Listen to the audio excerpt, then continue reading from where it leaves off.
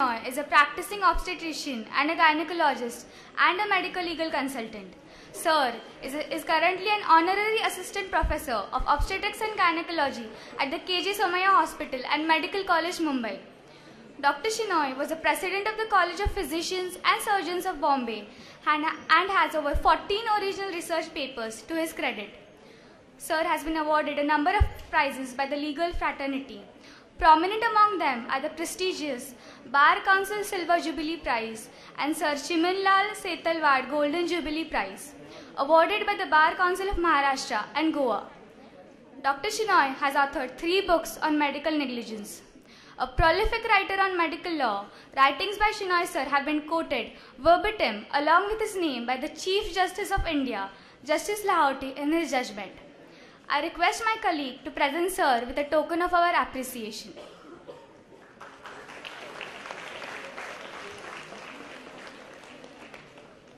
I call upon Dr. Shenoy sir to address the crowd on medical negligence, what a medical student should know.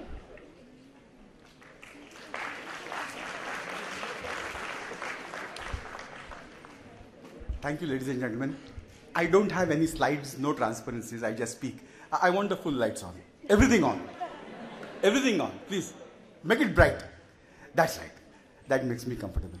Okay, friends. It's always been a pleasure to come to Sion. You know, I was a product of Nair Hospital and, entered the medical school in 1971. That's quite a long time now. We people, our batch people, has had one of the best times ever when it came to practicing the medical profession, because of late the things are absolutely different. You know, something which is, lesser the said the better. Why do I say this? I say this because I was a judge on the consumer courts for a long time. I retired as a judge in the year 2002. At that point of time, when we were adjudicating, we used to adjudicate upon all kinds of problems. We used to have a case of medical negligence, one case approximately once in 15 days. So, after demitting office, that is practically, it is around 14 years now that I've left the bench. Today, if you see the board of the consumer courts, there you have 3 cases every day. That means in a matter of 15 days, there are approximately 45 cases. What I want to tell you all, friends, is that the incidence of medical negligence cases in the courts have gone up from 1 to 45. You know, a time will soon come, maybe in another 5 years' time, when I can very confidently say that there won't be any one of us without a case of medical negligence behind us. So it's something that you have to accept.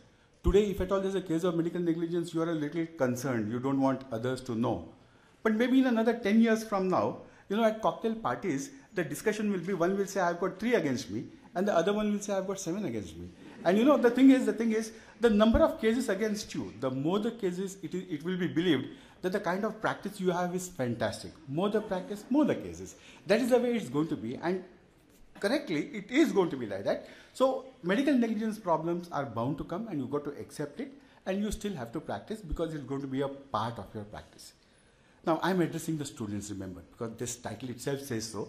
So I presume the students, as it comes to law, must be knowing very little.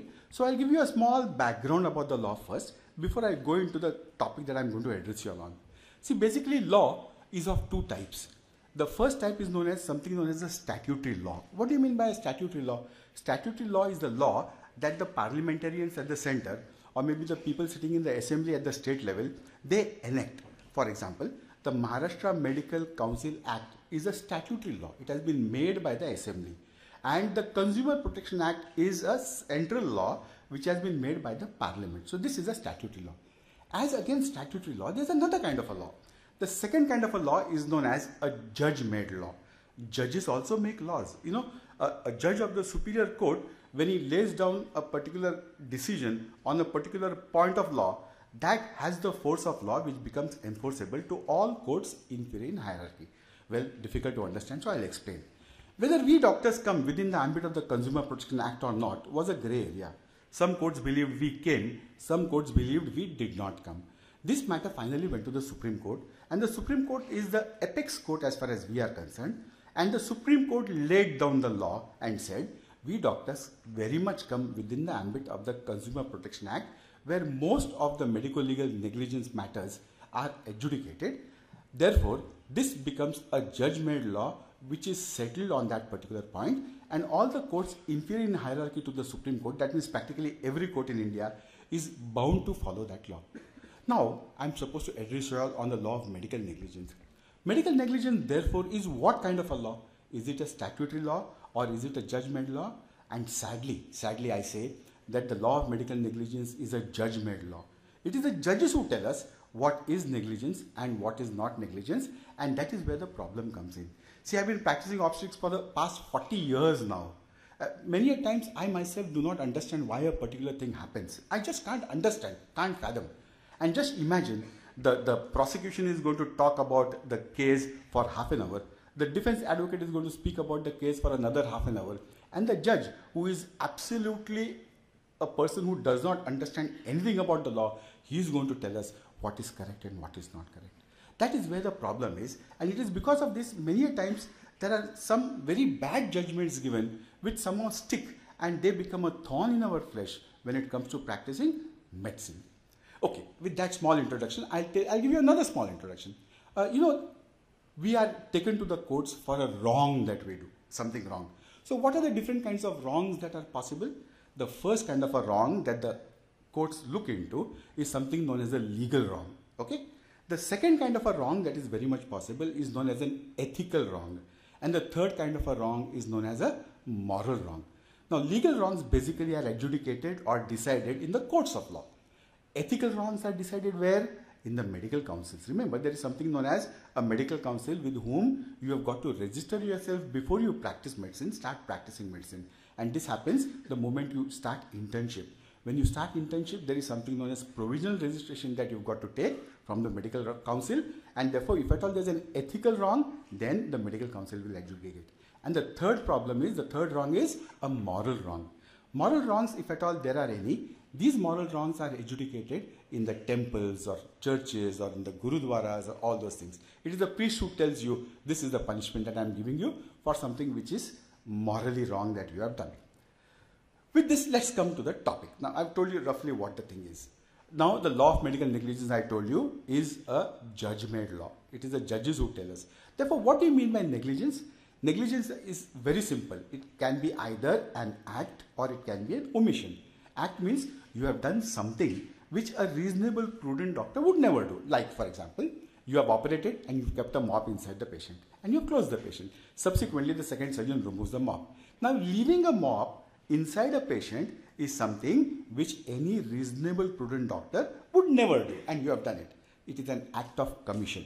What do you mean by an act of omission? Act of omission means you have omitted to do something which a reasonable, prudent doctor would do. For example, I'll give you a very simple example. There is a patient of central placenta previa, bang central placenta previa, running into the anterior segment of the uterus, anterior wall of the uterus, and you are supposed to do a section. You say, I'm such a good surgeon, I don't want blood, and you don't keep blood ready. The textbooks always say, whenever there's a case of placenta previa, you must keep blood ready because you never know, and you don't. And the patient bleeds and bleeds and bleeds, and there is no blood available to be given to the patient. Now, this is an act of omission. You have omitted to keep blood, which any other reasonable, prudent doctor would not do. Correct? Na? I would keep blood ready and then take up a patient of a placenta previa.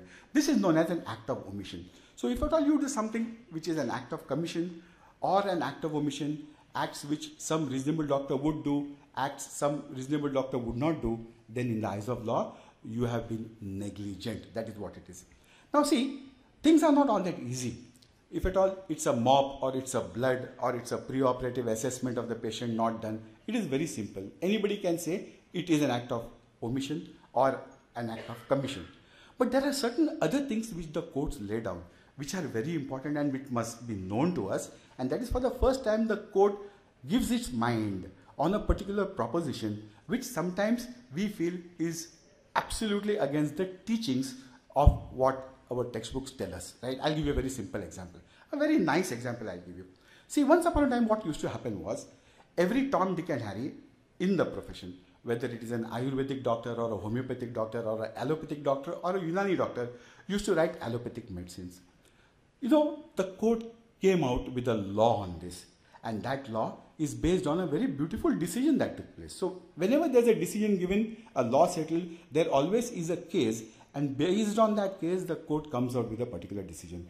This is that famous decision that has come out with a new, very new concept. This happened in the year 1995. A new terminology got introduced in medical law, and that terminology was cross-pathy practice.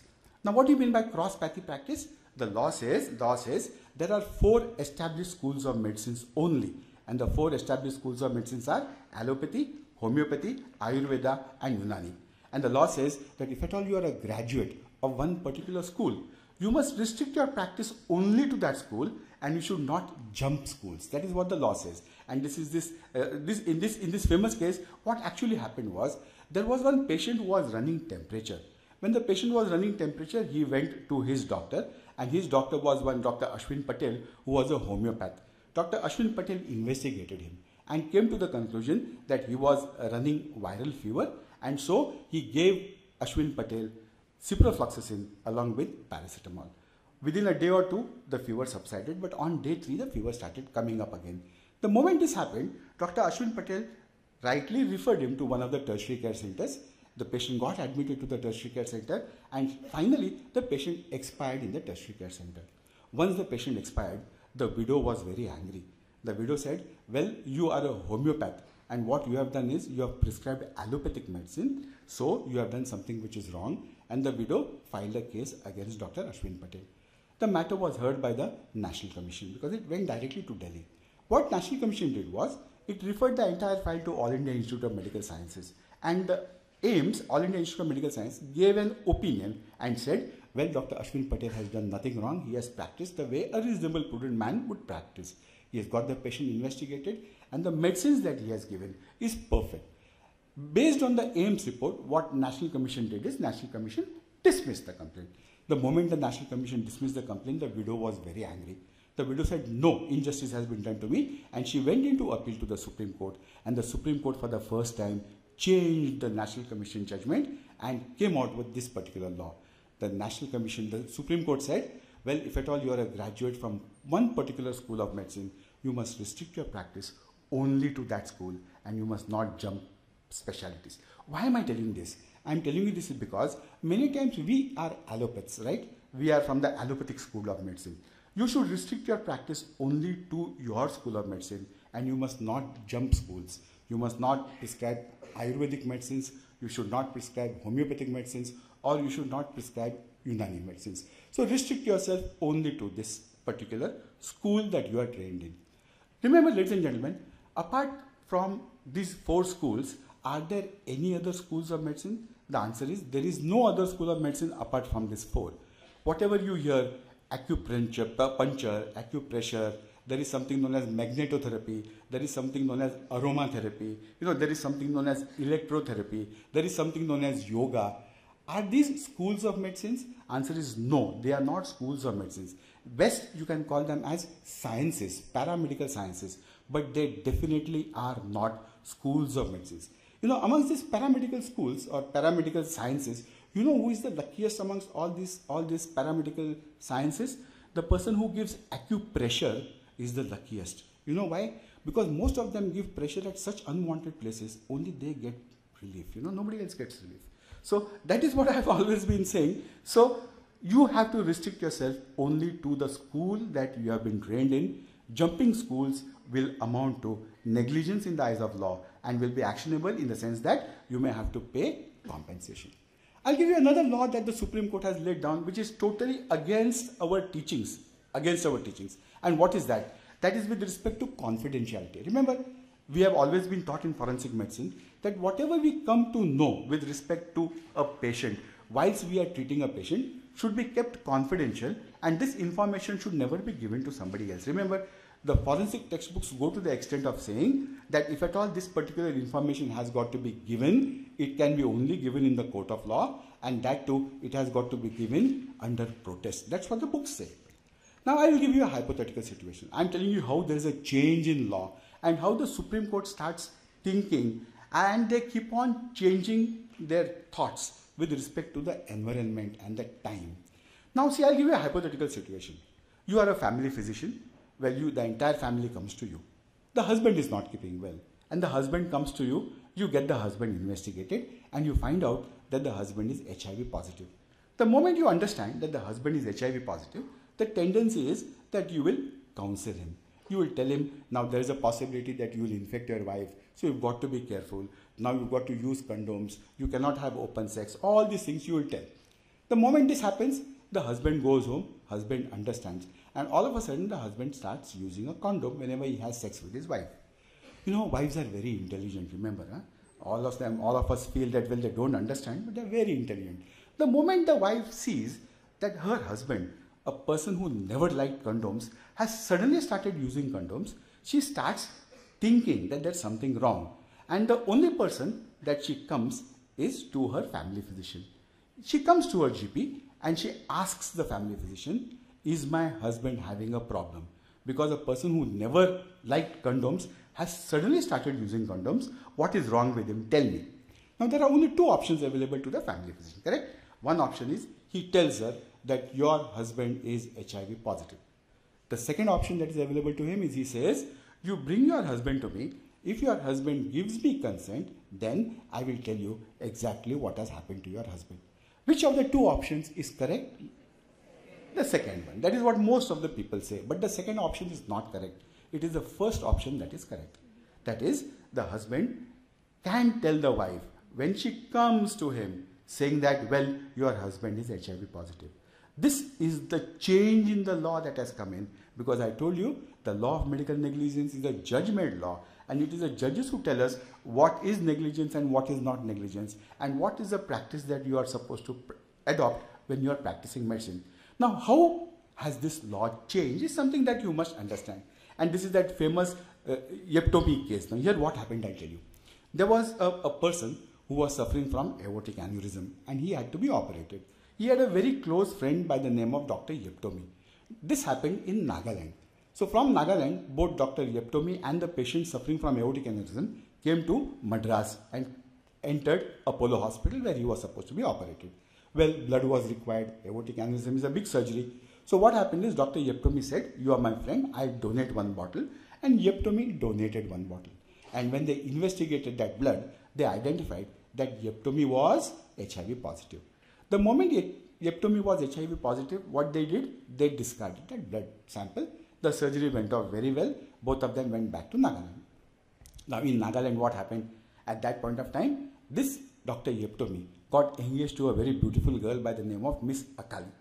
Well, small place, everybody came to know Dr. Sahib is getting engaged. Dhoom dham, you know, everybody came to know. Everybody was very happy. But after the engagement, what happened was the in-laws, Miss Akali's parents, started hearing something.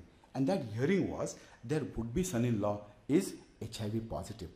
The moment they heard this, what they did was they took the first available flight, came straight to Apollo Hospital Madras, met the CEO there and told the CEO, see, we are the parents of Miss Akali and this is what we are hearing. Is it true? We want to know. Otherwise, our girl's life is in danger. The CEO was a very nice person. So what he did was, he called for the files. And he called for the files and he opened the files in front of the parents of Miss Akali and said, yes, this Dr. Yeptomi, your would-be son-in-law is HIV positive.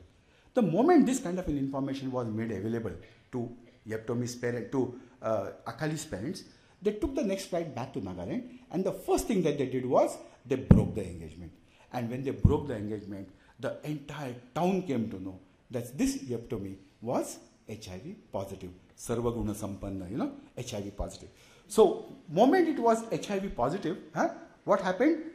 The condition was so bad for Yeptomi that he practically had to pack up Boria Bistar and he left Nagaland and came and stayed in Madras, and from there he filed a complaint directly before the National Commission in Delhi. His contention was very simple. His contention is, the information that I was HIV positive is a confidential information. Nobody can part away with this confidential information without my consent, and Apollo Hospital is a hospital that has broken this routine. They have given this particular information to my would-be in-laws, as a result of which today I have lost faith in my own place. I can't go back to my town, and today the situation has become so bad that nobody is going to give me their daughter in marriage. So great inconvenience has been caused to me and therefore I must be paid compensation. This was the issue. Now the National Commission heard this matter and the National Commission said this is too complicated an issue for us to decide because a lot of evidence needs to be gathered, as the result of which you go to a civil court. The moment this kind of a decision was given by the National Commission, what Dr. Yeptomi did, he went into appeal in the Supreme Court and he told the Supreme Court about his problems. And the Supreme Court for the first time laid down the law that I told you. And the Supreme Court said what Apollo Hospital Madras has done is perfectly correct. There is nothing wrong about it. So parting away with this kind of information which the Apollo Hospital did without the consent of Dr. Yeptomi, the Supreme Court said that there was nothing wrong in it. Listen to me, friends. Whenever the Supreme Court gives a judgment, there is always a reasoning behind that judgment. It tells you why it is so. And do you know what is the reasoning given in this particular case? The Supreme Court said, in this particular case, there are two rights involved, correct? On one side is Miss Akali's right to life, and on the other side is Dr. Yeptomi's right to confidentiality. And the Supreme Court said that whenever there is a clash between these two rights, the right to life will always override the right to confidentiality. And therefore, giving this information, there is nothing wrong. Had this information not been given, then what would have happened? This particular marriage would have consummated. And then what would have happened? Miss Akali, who is today HIV negative, would have one fine morning become HIV positive. As the result of which her lifespan automatically would have reduced. She would have died prematurely. And therefore, this particular step taken by Apollo Hospital was correct. See, this is the change that is there. The courts change what we have been taught all these times. And that is why you've got to be abreast with the latest judgments of the court, because the law of medical negligence is a judgment law. And every time there's a decision, there are certain changes in the routine practice that we people follow. Okay, now I'll tell you another change that has taken place. And then I will give you something more interesting. Another change that has taken place, very, very drastic change, is on the law of consent. What do you mean by consent, friends? My student colleagues over here. See, consent is the permission that the patient gives to you to do a certain thing on the patient. Like for example, you need to remove an appendix. You've got to take a consent from the patient and then you can proceed and remove the appendix. Now, once upon a time, that is prior to this particular Samira Kohli judgment, there was no law which said that a written consent was mandatory. There was no law. Why do I say this? I say this is because of a very beautiful case that was decided that settled this point. The case was, there was a patient who had a adenoma in the thyroid. That adenoma was bothering the patient, as a result of which it had to be operated. So a hemithyroidectomy had to be done. That is, half of the thyroid was to be removed. The patient got investigated and subsequently got admitted to a hospital, and then the patient walked to the operation theatre and the patient subjected herself to anesthesia and the surgeon opened her neck. The hemithyroidectomy went off very smoothly. There was no problem. But when the patient was being reversed, when the patient was to come out of anesthesia, this particular patient just would not be reversed. The anesthetist couldn't bring the patient back to her senses. Anesthetist couldn't bring the patient back out of anesthesia. Could not be reversed. And finally, the patient died on the table. This matter went to the court. I'm talking on the law of consent, remember. Huh? This matter went to the court. Now, in the court, what happened? One of the allegations made by the patient's people, the legal heirs of the patient, was that my patient was operated without a consent. That was one of the things. Mind you, amongst other things, even this thing was adjudicated by the court, and the court said it doesn't matter if a written consent was not there. The court said if written consent is not there, it can always be presumed that implied consent was present. See, consents are of two types. One is a written consent where you sign on a document allowing the doctor to operate upon you. If at all that is not present, as it was in this particular case, the court said that there is something known as implied consent. Now, what do you mean by implied consent? Implied consent means, the court said, it can never be believed, it can never be even imagined that the doctor literally went on the streets, dragged the patient to the operation theatre, forced anesthesia on her and opened up her neck. It cannot even be presumed. The very fact that the patient got herself admitted, walked into the operation theatre, allowed the anesthetist to give anesthesia and allowed the surgeon thereafter to open the neck says that the patient was willing for this particular surgery. So implied consent was present, and based on this implied consent, this particular case was won. But this happened prior to 2008. In the year 2008, the law on consent changed, and this is that famous Samira Kohli case. I'll tell you what happened here. In the Samira Kohli's case, what happened? There was a perimenopausal spinster, unmarried, around 46 years of age.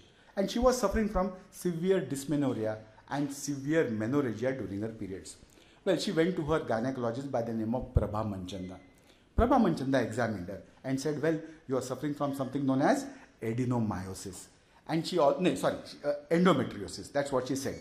And she also said that the extent of endometriosis cannot be identified by clinical examination, but we will have to put in a scope and see how much is the extent. If the endometriosis is of a small amount, we will fulgurate it, we will burn it. But if at all it is large and there is complete plastering of the pelvis, then maybe we may have to do a hysterectomy on you. She said yes. She got admitted to the hospital and gave consent for a diagnostic laparoscopy, SOS fulguration. Prabha Manchanda put in the scope. When she put in the scope, she identified that the entire pelvis was plastered. Nothing could be done. So Prabha Manchanda told her colleague who had washed up to unwash, go and speak to the mother, because she was not married. Go and speak to the mother and tell her that we will have to go in for a hysterectomy. The junior went out, spoke to the mother, and you know how mothers are, aapko kya sahi lagta hai wo karo. That is a standard reply that is given. So what Prabha Manchanda did, the surgeon opened up the abdomen and jhadu maar diya. Jhadu maar diya means uterus, tubes, ovaries, pelvis, cervix and upper part of the vagina. Everything was removed off. And well, the surgery went off okay and everything was alright. On day 3, Samira Kohli came to her senses, absolutely perfect. And she asked the doctor, what did you do? And the doctor said, I have removed your uterus, your ovaries, your tubes and your cervix and a small part of your vagina. I had to remove it because we couldn't do anything. The moment that was said, Samira Kohli blew her top. She said, how dare you do it? What was the permission given? What was the consent given to you? Was only for a diagnostic laparoscopy, SOS, fulguration. And you've removed everything that is there. So now today, I wanted to get married. And today it is, and I wanted also to have children. But what you have done today will deprive me of that pleasure. She had to wait for 46 years for this. But when it comes to a litigation, they make all kinds of allegations. So this matter went to the Supreme Court. And the Supreme Court for the first time changed the law on consent. Today the law of consent says that if at all you are going to do anything invasive on the patient, then a written consent is mandated. So today if at all you operate upon a patient without a written consent, that can go against you, because the Supreme Court has settled the law on consent that you should not operate upon a patient without a written consent. The only exception to this rule is that if at all you identify something which is not in good status for the patient. For example, suppose you open up a patient and you find that there is you open up a patient for appendix and you find that there is a twisted ovarian cyst. If this is the case, then well, you can extend the scope of surgery and remove the twisted ovarian cyst without the express consent of the patient. Only in those conditions, today the law of consent has been changed. Today the law of consent as it stands is, you must operate upon a patient only with a written consent. Not doing so would be actionable. You may have to pay compensation for it. So this is roughly what is negligence. Now I'll tell you something which is more interesting. What is this something which is more interesting? Something which is more interesting is to understand what is not negligence, because that is going to be your defense in the courts of law tomorrow. So what is not negligence? And in this, the first group of what is not negligence is, if at all you have practiced the way your peers advise you to practice, if at all you have practiced the way your textbooks recommend you to practice, then whatever may be the end result, this end result in the eyes of law is not negligence. I'll give you a very simple example. There was a patient who delivered, and then she went home. Within 3 months, she got pregnant again. And this time, when she got pregnant, she understood that she was pregnant. She went back to the obstetrician and told the obstetrician, I am pregnant, but my child is just 3 months and I don't want this pregnancy. It was an unwanted pregnancy. So what the gynecologist said is, we'll go in for a termination of pregnancy. She gave consent, routine investigation like urine, hemoglobin, blood group was done, and the patient was taken up for a MTP. The moment the MTP was started, the gynecologist identified that the moment she put in the dilator, she understood that this particular pregnancy was not an intrauterine pregnancy, but it was a cervical pregnancy. You know, and those who have already done the gynectomy will understand. Normally when the pregnancy is within the uterus and the moment it gets dislodged, the myometrium contracts, and when the myometrium contracts, what happens? The blood vessels literally get strangulated, correct na? But in the cervix, there is no myometrium. As a result of which, when you dislodge a cervical pregnancy, the sinuses are opened out and they bleed like a tap, and this is exactly what happened in this case. The patient really bled and bled, so much so that the obstetrician had no choice but to open up the patient and do a hysterectomy. And that was exactly done to help the patient tide over the crisis. Well, patient went home, everything was fine, and after 3 months, when she was perfect, she sent a legal notice. Normally the notices are sent after the doctor's services are taken to the last bit. And in the legal notice, what was mentioned was, well, you did not do a ultrasonography prior to MTP. Had you done an ultrasonography prior to MTP, this cervical pregnancy would have been identified, and the moment the cervical pregnancy was identified, we would have been in a better position to tackle this kind of a problem. This is an act of omission on your part, not doing an ultrasonography, an act of omission. So you pay us compensation.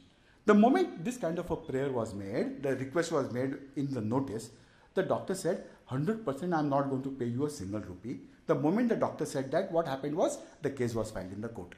And in the court, this case was defended by the doctors. The doctor said that not doing a ultrasonography is the way I have been taught in the medical colleges. This is the practice that is followed by the fraternity. This is the teachings of my peers.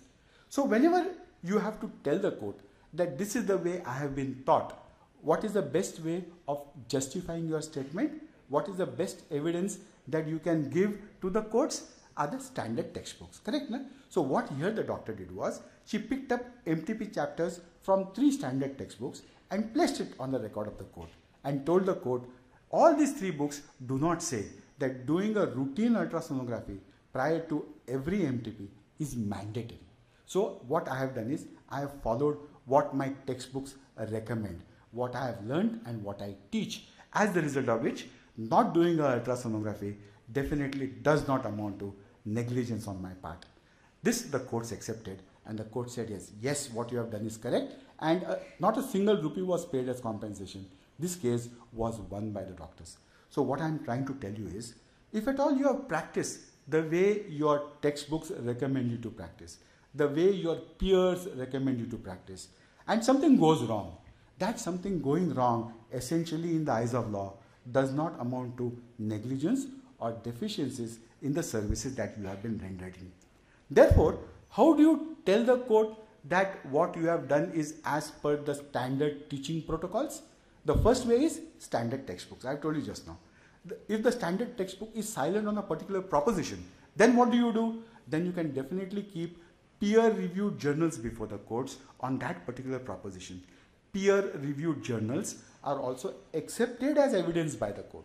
Suppose the peer-reviewed journal is silent on a point. There is no reference available on a particular point that you have done. Then what do? Then you can always take affidavits from your seniors. The seniors can give an affidavit to the court saying that the particular procedure that has been adopted by this particular doctor is correct and I would do the same thing. That also helps in the court. So this is the way you identify how you prove to the court that what you have done is you have practiced as per your standard teaching protocols. This is not negligence. What is the second thing that is not negligence? An error of diagnosis is not negligence. I am making a very bold statement. We may err in our diagnosis.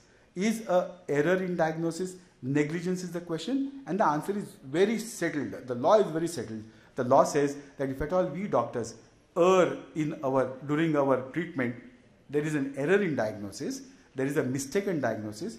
This error in diagnosis or mistaken diagnosis is not negligence. And once again, being a judge-made law, there is a very important, nice case on this. I'll tell you what this case was. There was a young boy around 21 years old, tough, nice, robustly built. He suddenly started having pain in his left testicle, severe pain. So what he did, he went to the surgeon and he showed.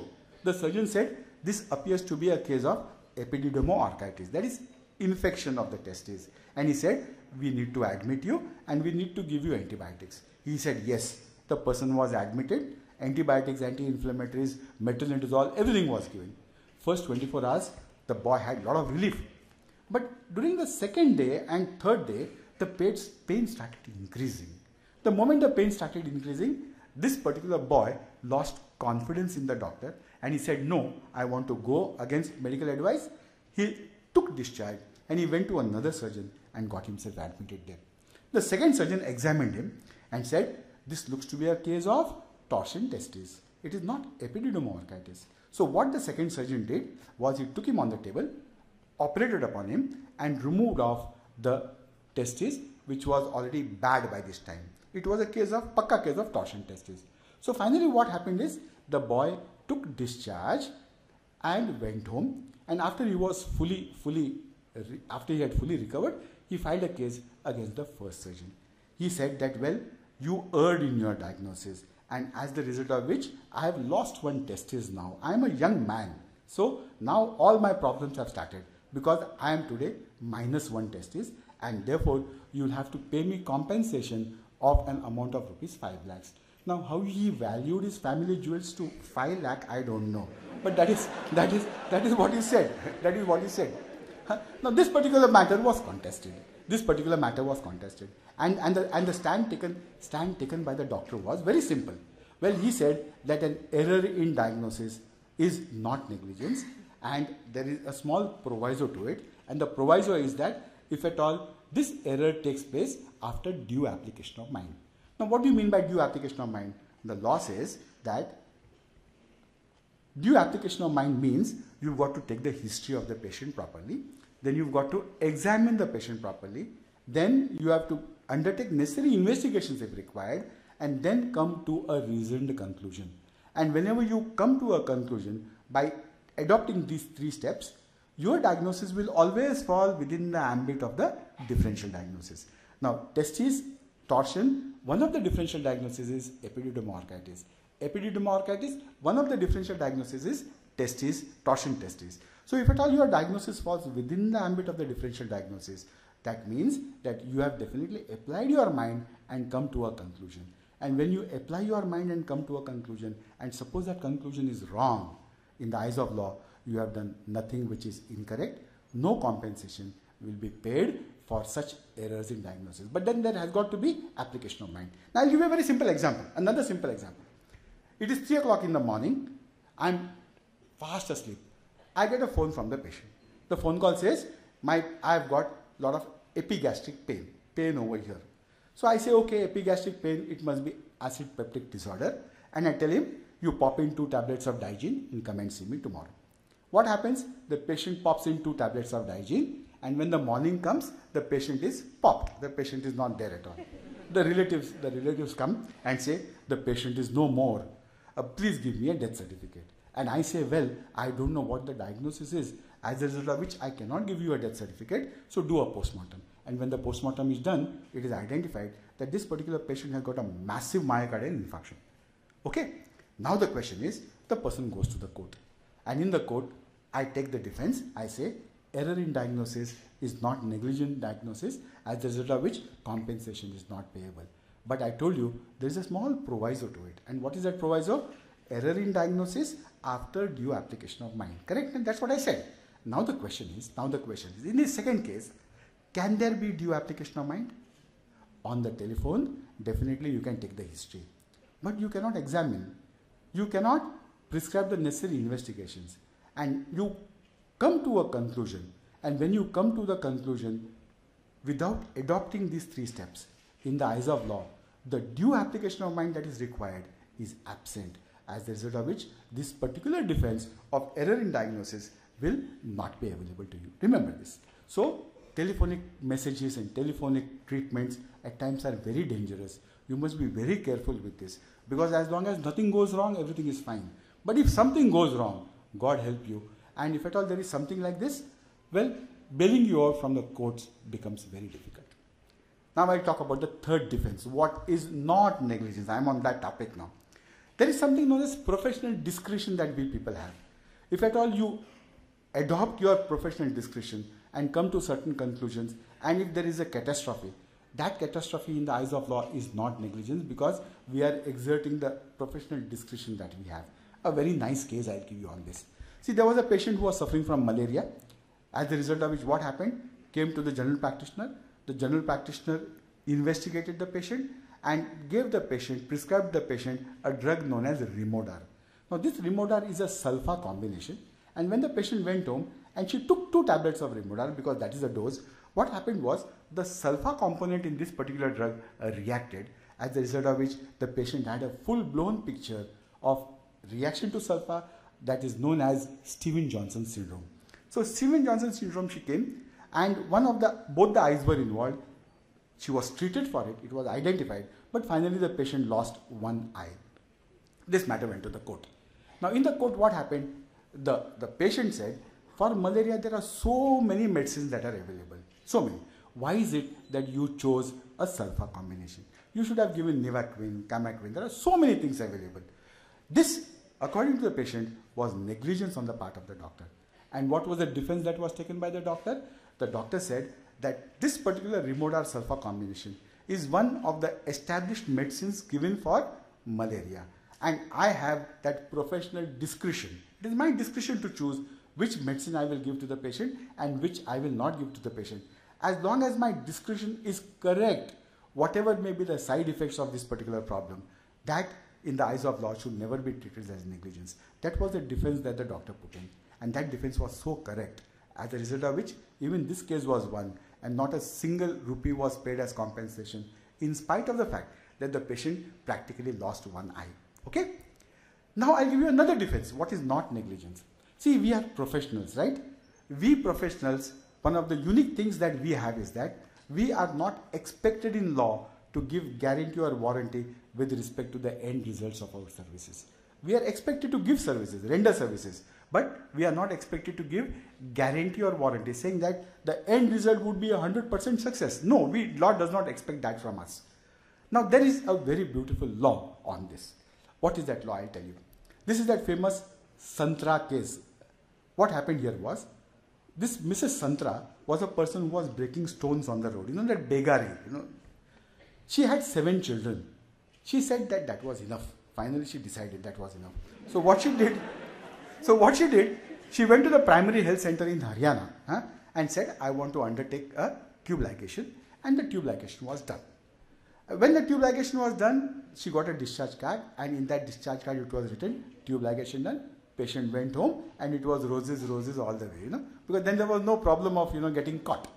So then what happened? One fine morning, she missed her periods. When she missed her periods, she went back to the primary health center and told the primary health center that, see, I have not got my periods. She showed the discharge card, and you know how things are. You look at the discharge card, TL done, then those people said, don't worry, nothing will happen. Maybe tomorrow mein khoon kam hai. That's a very standard excuse given. So she said, go. She went. And she waited. And she waited for practically 5 months.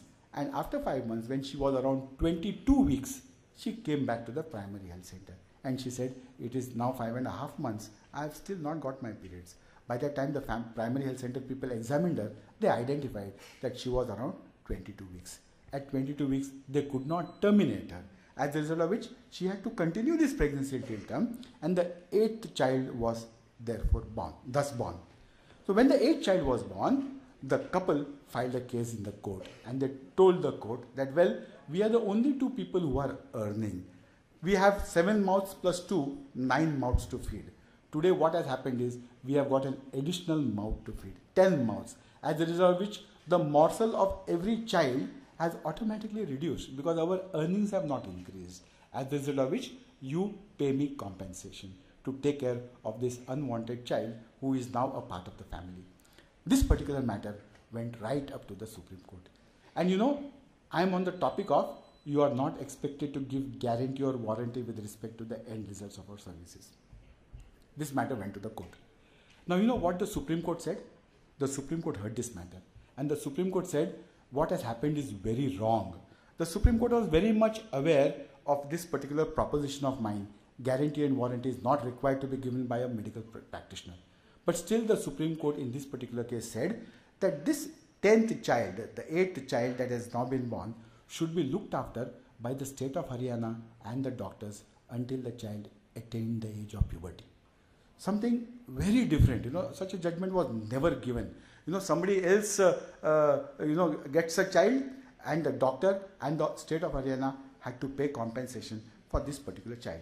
Now, you will be thinking, I have told you, this particular proposition, I am not expected to give guarantee warranty with respect to the end results of my services.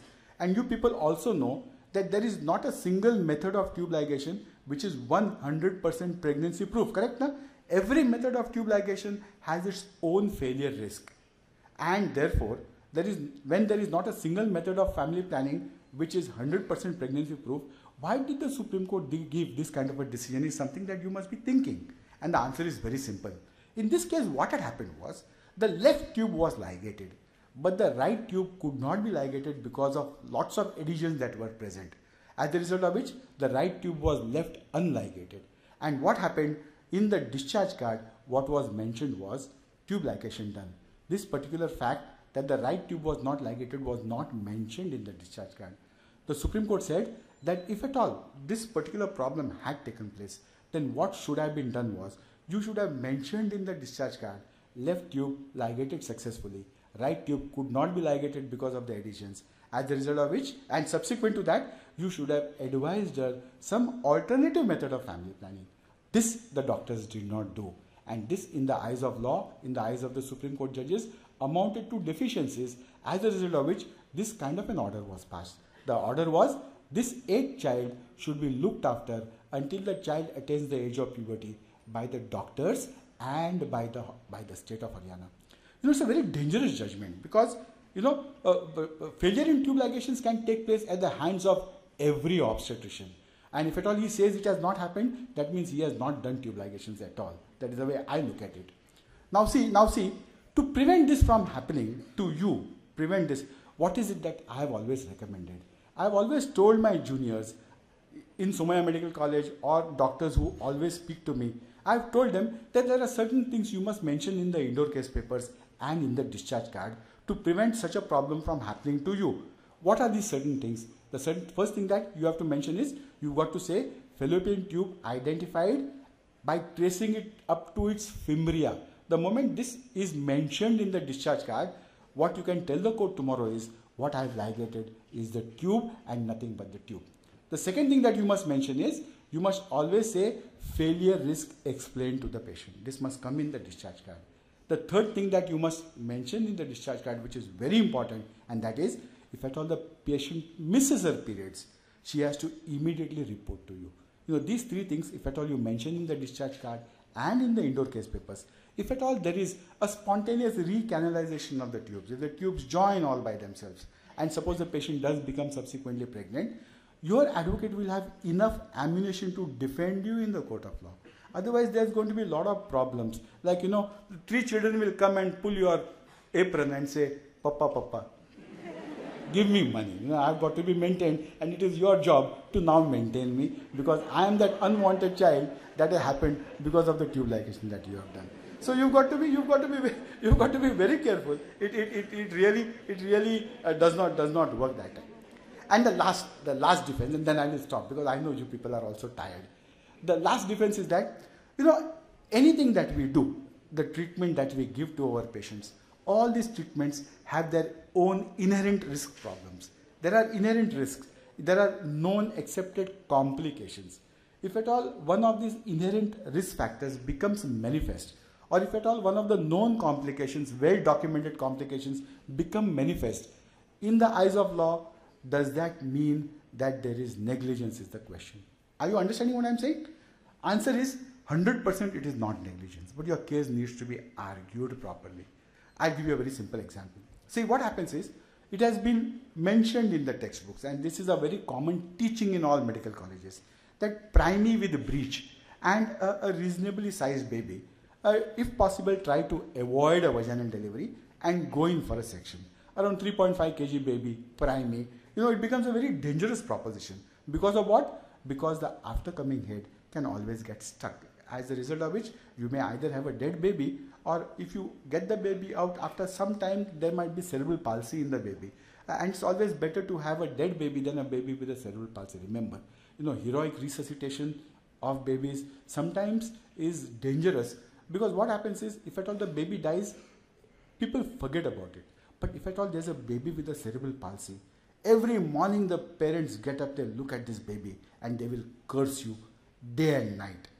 So I've always been saying that if at all there is a borderline baby, let the baby go. Don't try to give parents a baby which is going to be a liability to them. But that's my view. That's my personal view. But then, if at all there is a known inherent risk factor, and if at all that known inherent risk factor becomes manifest, in the eyes of law, does it mean that there is negligence is the question? And the answer is 100% it is not negligence, provided you have taken the requisite care and informed the patient about this. And this is this very famous example of a primey with breech. So listen to me. A primey, especially the working class, the people who work very hard, people who go homes and do the utensils, clothes and all those patients, people who work on the farm, these people are very, very much against a cesarean section, because they feel that doing a caesar is going to make them weak, as a result of which they are not able to work on the farm, etc., etc. So they are the ones who always say, I want a vaginal delivery. If that is the case, then you must always counsel them, and you have got to take it in writing from them that we have been explained about the fact that the aftercoming head might get stuck, as a result of which this particular baby might... An error and an adverse event.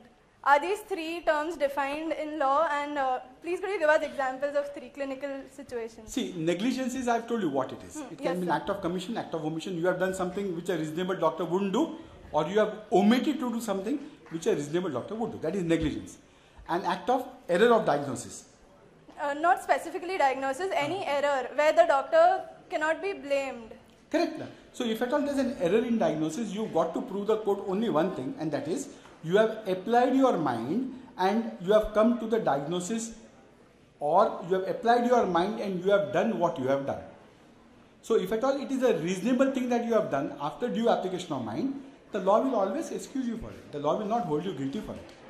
Sir, but the expected level of care that a doctor is supposed to give is different at different levels. Correct. From This, the resident, from a doctor. This is known as the standard of care. You want me to speak on that? Yes, sir. Like, how would the law differentiate? I did. See, standard of care is the standard that law expects from you. Is the kind of care that law expects from you, and there is never a standardization of the standard of care, because standard of care varies from place to place and from person to person. For example, a person of MBBS, who is an MBBS, the kind of treatment that he gives is something which what an MBBS doctor does.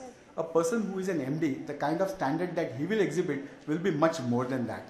And a person who is a super specialist, a MCH or a DM, the kind of care that he gives is going to be much better than what an MD gives. So the standard of care will keep on changing with respect to the qualifications. Similarly, the standard of care which a resident doctor will give is something which is much lower than the standard of care which a registrar will give.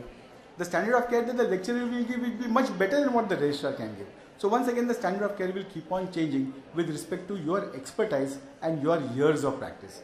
The standard of care also changes with respect to the place where you are practicing. For example, if you are in a Mofussil area where there is no electricity, the standard of care will be much lower than the standard that is expected in a city like Mumbai. Now, in a city like Mumbai, the standard of care that is expected in a small nursing home will be much lower, than the standard that is expected in a tertiary care center. So does the law take that under consideration? Correct. This is known as that Boehm's law. This particular principle that you are talking about, that the standard of care can keep on changing, is the Boehm's law. And the Boehm's law is very clear. The Boehm's law says, now this is very important, remember, Boehm's law says that the law does not expect the best of the services to be given by the doctor, nor does the law expect worst of the services to be rendered by the doctor. As long as you have rendered reasonable services, that is more than enough. So you have got to tell the court what is mentioned in the textbooks is the best possible treatment that I can give. And the other side of it is going to be the worst possible treatment that I have given, that can be given. If at all I have attained 50% of what is mentioned in the textbook, that in the eyes of law should be reasonable standards. So law expects reasonable standards from you. It need not be the best, neither should it be the worst. Thank you, sir. Okay. And if at all the patient's signature is taken on it, then it is a different proposition, because in the courts of law, subsequently if they go, you can always defend yourself properly. But the problem is not that easy. Suppose there's a patient who you have looked after throughout the antenatal period, and she's got breech and she comes in labor. And then you tell her, after coming head can get stuck, I have to do a section. She says, no section. I will not allow you to do section. Deliver me vaginal. You said, all right. You counsel her, put it on the indoor case papers. I have explained all the consequences of the after coming head getting stuck, wakara. And then you tell her, you sign. You know what she says? I'm not going to sign. You know, a very common problem that is there. It might not happen in Sion Hospital, but in private practice, this is one of the worst things that can happen. So you write on the paper saying that this is what is going to happen, and you ask her to sign because you've got to take her consent, and she says, I am not going to sign. Then okay, you say, all right, if that is the case, perfectly all right. Then what you do is, you go to some other hospital. I will discharge you. You know what she says? I'm not going to leave the hospital. She says, you have looked after me right from the first trimester, and now you are asking me to go somewhere else. I'm not going to go. You have to deliver me. Now here is the problem, because these problems always happen in practice outside. In the institution, you are protected. Outside, you are not protected. Finally, you deliver the patient. Finally, the after coming head gets stuck. And finally, you land up with a dead baby. After that, you know what's going to happen? Only two things can happen today. One is a broken doctor or a broken hospital. That is the sad plight of medical practice. Ladies and gentlemen, I'll tell you the last thing before I sum up. See, listen to me. Pointing fingers at others is very easy. It's very easy to point fingers. You know, more so when the patient is a transferred patient. तुम लोग बाहर जाके मंजन करके आते हैं और तकलीफ हम लोगों को होती है. Very standard statements made by resident doctors. See, it is very easy to point fingers at others. Today the problem is with respect to A, B, C, D. And remember that you is somewhere down the line. We all are going to have problems. If at all we as a fraternity can learn to stick together, all our problems will be solved. Today, the major problem that we have is because one person starts pointing fingers at the others, and that has made things very bad in the courts of law. I basically defend the doctors and the institutions in the court. I am having this problem because many times when you read the complaint, you understand that this complaint has not been drafted by advocates, but this complaint has been drafted by a fellow doctor. With that, ladies and gentlemen, thank you very much. If there are any questions, I'll take.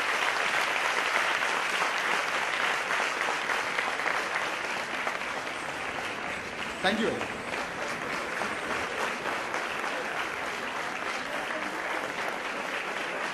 Thank you. I'm obliged. Thanks.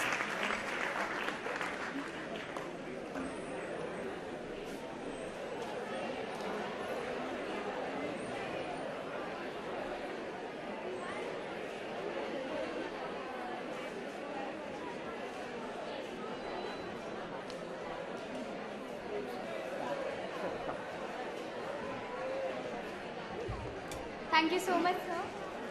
May I now request our Dean, Dr. Suleiman Merchant, sir, to please come up on the stage and give sir a token of our appreciation.